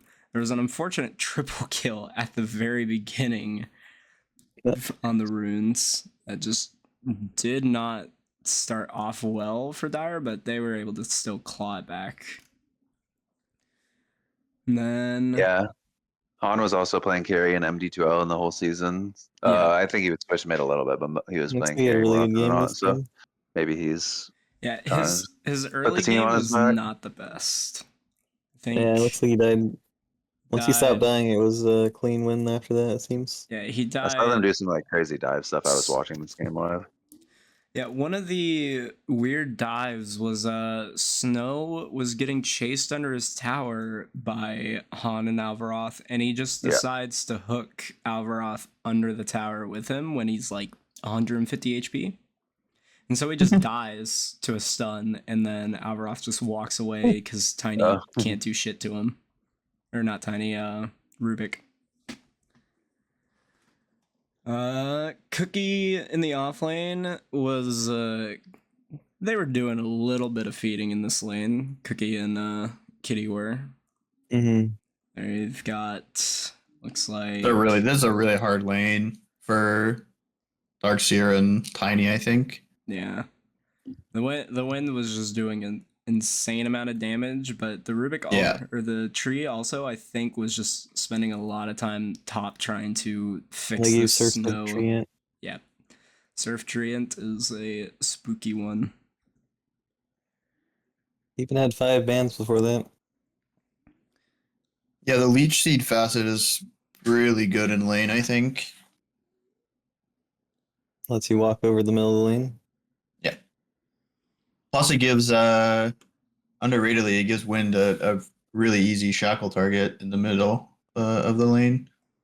Yeah, another thing Cookie Kitty did in this offlane was they went to dive under tower to get this kill on the tree, and they managed to get it, but Tiny took, I think, if I remember correctly, 6 or 7 tower shots trying to get this kill because they both had Yep. Ion Yes. Shell on them, and so then Yeah, Necro just yeah, TP'd yeah. in and gets a free scythe kill on the Tiny. Yeah, that's like culmination of frustration of not being able to do anything, right? You're just like, okay, screw it, let's just dive in with double Ion Shell, and then That's They got, okay. you Trey can they went cope. for got the one. kill, but Necro got a yeah, scythe kill. force TP, Force copium. TP.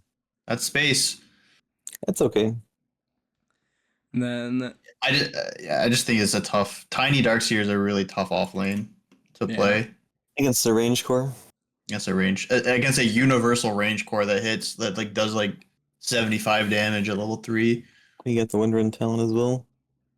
Yeah, So speed yeah. boy. this Han team basically just fucked off from the offlane and let Cookie and Kitty do literally whatever the fuck they wanted and just played around this dooming the Necrophos whenever he saw him off cooldown. You first picked this Weaver. I think Weaver first pick is very It's good good. because you can just flex it. You can flex across it, right? So Yeah. many heroes. Yep. They did get the You Rubik first picked against it a it, which lot. is really good with Gucci steals. The Rubik wasn't actually getting that many Sakuchi steals, believe it or not. Yeah. It's probably harder to steal from core. I mean, it was the Because- same in the series I watched where Weirwood was playing Weaver in the Searouse, just didn't steal Gucci very much. Yeah, he was If at all. getting a lot of tiny and venge skills. He got Those are good. he was mainly trying to get Avalanche, I think, is what I saw him have like probably 50% of the game. Was just stealing Avalanche and stunning every single person. Yeah. I mean, there's a lot of good spells to steal this game as Rubik for sure. And so there was a fight mid that was very fun and interesting. The Necro got doomed. Take a guess. Does he live and TP out, or does he die from a tiny rotating and stopping the stun? The second one. Yeah, He lives. yeah. Necro lived. He TP'd out in front of the Doom while being doomed. Wait, what? Doomed How? him without any Yeah. teammates around? The Doesn't Doom, he have a stun? the Doom had He no didn't teammates use it. around. The Necro also had no teammates around. He doomed the Necro and just TP'd out. Okay. And so then the Radiant team actually responds and is able to chase down the Doom and kill him. And everybody on the Radiant team was actually like fairly low, and the Dire team finally started rotating in, but Surf's Up was able to get a very massive tree ult and just stop everyone from being able to chase after and kill the rest of the Radiant heroes. Yeah, I think Tree is Surf's Up's best hero by far. Yeah. He's really good at it. And then almost every fight was just, if Necro can get doomed, the Radiant team just fucking sucks. From what I was watching, like if Necro is doomed, every single other hero doesn't do anything. Lincoln's second item, and that shows you how much you didn't want to get doomed. Yeah, because the Wind was able to do damage. There was a fight under the mid tower where he ulted, I think it was the Tiny, and he just got like 7 Maelstrom procs that brought everybody else down to like 200 HP. Wow. He got a lot of fucking Maelstrom procs during his ult, and that just almost wiped the entire Dire team. Do you think if the Necro went for like a different build, like I guess he has heart eggs, but it's not enough, to just like live in the doom? He needed a lot more magic resistance from what I saw, because he was just getting doomed, tiny stuns, stunned by Venge, and then just slowly right-click down by the Weaver after he took 800 magic damage. Did you get a nullifier to kill him? Yeah, they picked up the nullifier really quickly to also help just nuke out this Necro and the Wind, so it dispelled. That's a really good nullifier game. Takes off living armor as well. And then this was a game that Han absolutely did not want to lose, as noted by the fact that they were 60k net worth up. Yeah, they just grinded the end of the game. He's like, I'm absolutely not losing this game. Like after the 35-minute mark, you can see there's no more kills from the Radiant side. They got so slow death. Yeah, no. Even from like 45 to 55, there's like no kills at all. At 33:10 is when Major Ocean Picture got 29 kills, and they did not get any kills until 60 minutes. Yeah, they were just trapped in base while Dire pretty much just farmed. They weren't even trapped in base. That's the worst part. They can find themselves to the base.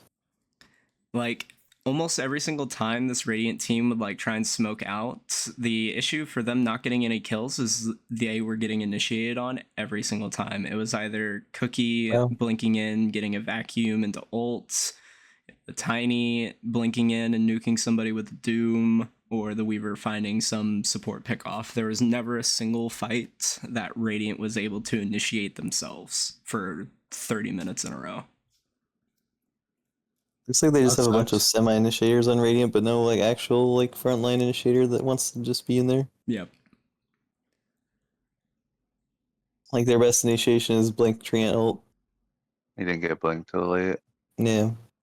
Well, that was when they stopped getting kills. One of the things I noticed was just fights are getting started by Dire and dooming or nuking someone out. It was just Weaver killing someone or getting doomed. Surf's Up is ultra poor in an hour-long game. Yeah, that's crazy. Less than 10k an hour. Didn't even die that much. I guess he just didn't get CS back many times or something. And he has 28 CS in an hour-long game. Yeah. Okay, that is a bit of a problem. Even if you're 5 Treant. I'm confused. I thought he had more, because there was a lot of times where I'm like looking at the map during like some interaction with like the Rubik getting picked off, and I see him on the other side of the map on Dire side, and I would think he's cutting the creep wave, but I guess he wasn't. He's just warding because he has so many wards. Just look at all that wards. Maybe he's doing the thing where he's like casting the vines and just like not actually last hitting. Not last hitting, yeah. But the last 10 to 20 minutes here, from 40 minutes onward, was boring as shit. There was very few pickoffs for so long, yeah. Yeah, it was just Dire farming continuously. It would be Radiant smokes out, they don't find anybody, or they find one person, or they find their team and let the Wind or Necro or someone get sacked and just run away. Maybe Han is like not experienced enough on carry to know when they can actually end. Yeah. So they just go for a giga lead instead of ending. Yeah. It worked. Did they get Aegis at any point during that? They got Aegis twice in this period of time. And they got just farmed. When did they get the Rax? Is that when the game was ending? No, they got that Rax at I think 50 minutes. Oh, with no fight. Yeah, let me What the heck? let me double check. All right, guys. I gotta run. Thank you for having me, and I will catch you later. You want to do predictions Alright. later? Oh, Send it to- I'll send it to I'll Dago? send Yeah, it. you I'll just do that. DM me your predictions and I'll get them added Okay. on there. Will do. Thanks for joining us, Icicle. Thanks, high school. My pleasure. Peace, guys. Later. Peace. Let me see. Probably means it's time to move to predictions soon. We're almost done with this. Yep. It's the last series, right? Yeah. It was near the end, it looked like. Yeah, okay, yeah, it was the Okay, yeah. There was a fight for the It was the Rax. So they hour. just literally didn't go high ground. yeah. It just didn't go high Hmm. ground for What the 20 heck? minutes. Well, you can't throw Which high ground is, if you just don't go high ground. Exactly. You just build up the 60k net worth lead and then This is send like it. no killer instinct from Dire Team. They're just very Yeah, scared, I guess. I don't know why they were scared because all their team fights were going really well as well. Maybe they didn't Like, get hooked in the high ground or something. I guess that was the worry, but I'm pretty sure just I almost mean- all of these heroes survive it minus the Venge, but This is I guess you could say it was disciplined play to just control the map for so long. yeah. It's probably a little bit excessive. But that is all I have for this series. Could be just frustration at like losing some games previous in the season, Can we see our or predictions for this one? Yes, I did share them, but I will re-pull them back up. who did I say was going to disband? You said Haunt Team. Ah, Wrong. Yeah, it was wrong again. it was me and Phenix thought it was going to be a 2-0 for Surf's Up, and Han thought he was going to disband or a player would leave after the 2-0. Aragorn, you put the 1-1, and Klons put a 2-0 for Han. Yeah. Technically, I was right. It was a 1-1, right? Yes. It was a 1-1. Me right. Alright. Let me... And we had the last series, which was Bungus versus the Bye. Yep.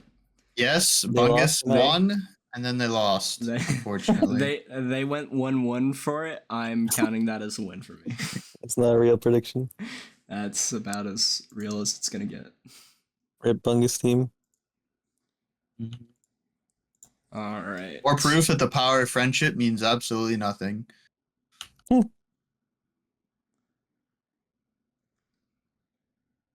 I am just writing the initials real quick.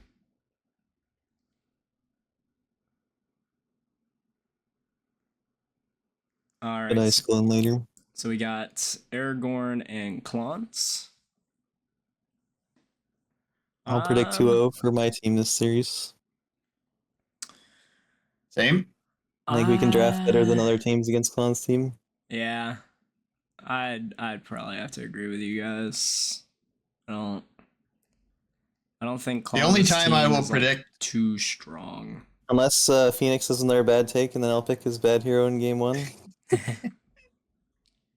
we'll That's see. true. That was So mostly a joke. this Icicle Lemon series, I'm giving 2-0 for Icicle. I think they are very strong. Yep. I think, agree. I'd say 2-0. I think the Icicle team can now beat 1-1. you guys. We'll see. I think this is 1-1. I think these are both like top 3 teams. Phoenix, And you it'll be agree really with my interesting to 2-0? watch. Yeah, I think 2-0, and I'm gonna bookmark this as my series to watch for next week. All Put right. Preemptively. dibs on it. Even if they're both super stomps.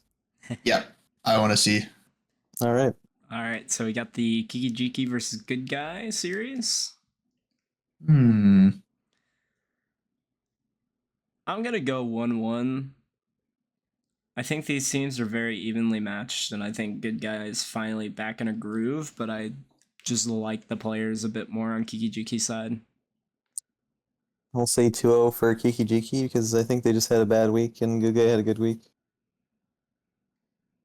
So they're up against harder team on Kiki Jiki, I think. And so 2-0 for Kiki Jiki? Yeah, I think they'll bounce back this week. Okay. I'll go 1-1. I think the Edge versus Spanky matchup will be really important in this series. Yeah. I think Spanky will win one of them, and I think Edge will like Uber stomp one. So I can see it. All right, we got Mobite versus Ira. Oh. 2-0 Mobile. Can I give like 0-0? Is that What the heck? 2-0 Mobile, I guess. Yeah, I don't believe in this Ira team. I don't think anybody does. I mean, I think they can. They're like okay if they like play serious, but I don't think they're gonna not do trying that. is the problem. Yeah, Yeah. I don't think they even believe in themselves. They're just there to have No, fun. They don't they're have a having leader on fun. their team, which is an issue. Yeah. This is also a 6-4 versus a 4-6 team. Yeah, that's alright. Um, Mobile is also the highest MMR at the start of the season. All right, and then we got Emperor of Asia versus Weirwood. I'm not putting stock in the COA team anymore. I'm going 2-0 for Ira or 2-0 for Weirwood. I don't believe in them anymore. No, I think 2-0 for Go ahead. Emperor. You said Yeah. 2-0 for Weirwood? I think 2-0 for Emperor. Ah.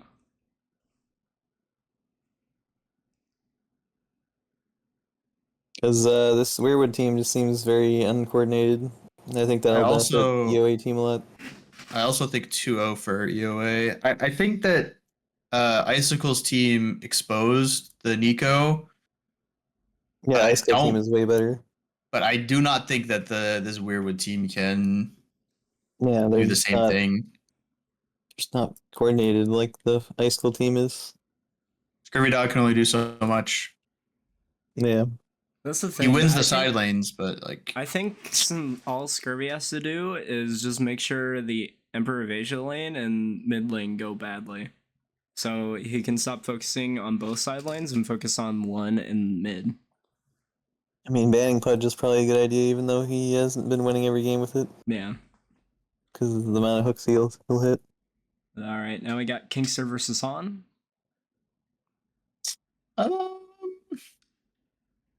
I'll say 1-1 for this series. I think go 2 for Han. I think both these teams are pretty bad. I think Han's team is better than Kingster's if they keep the positions that they had for that last game. And if There's they roll continue switching to on like both these slow teams. play. I'm gonna say 1-1 this series, but yeah, there's a lot of role switching in these teams because they're struggling to like find identity. All right, and then Surf's Up versus Shea Doctor. I gotta give 2-0 for Surf's Up, I believe. I put 2-0 on for Shea Doctor last week and they let me down.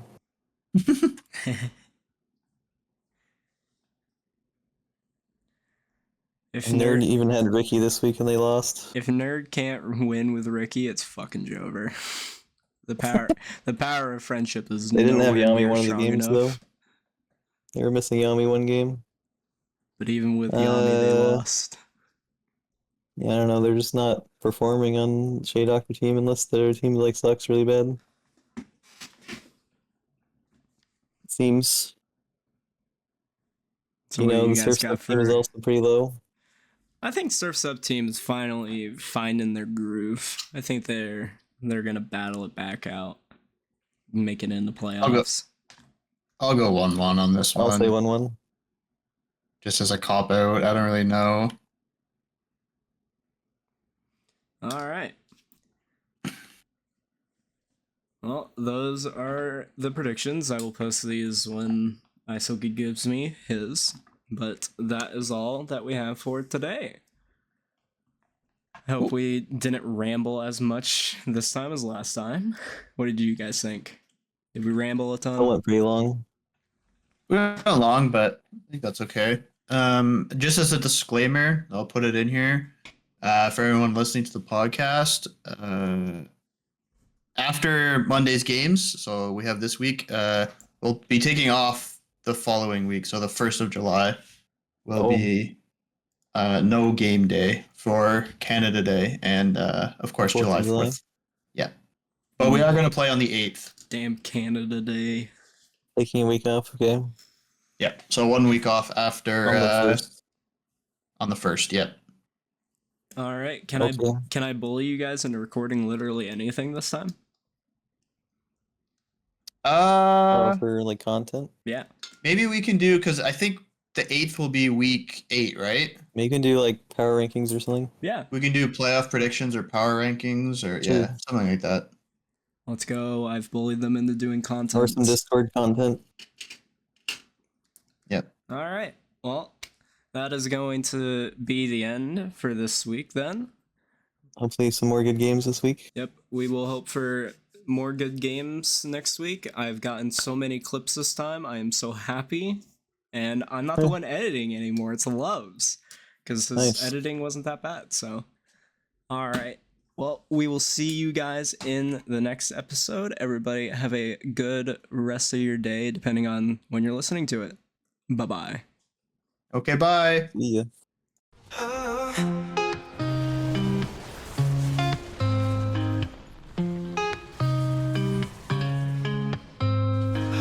Podcast is done.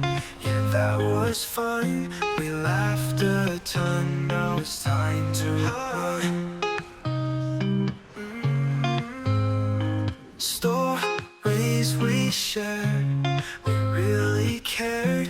Moments we dared, still in our hearts repaired. Oh, we had a blast, though it went so fast. Memories will last, futures fast.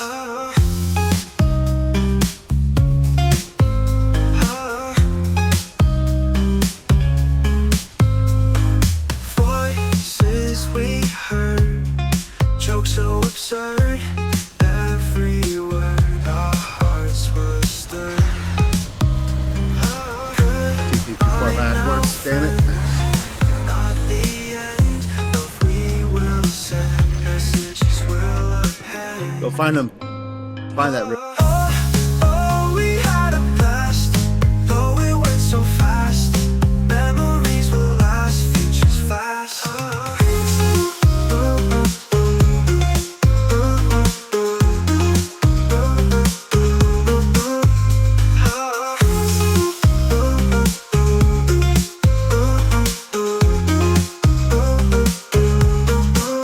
Goodbye, not friends, but not the end.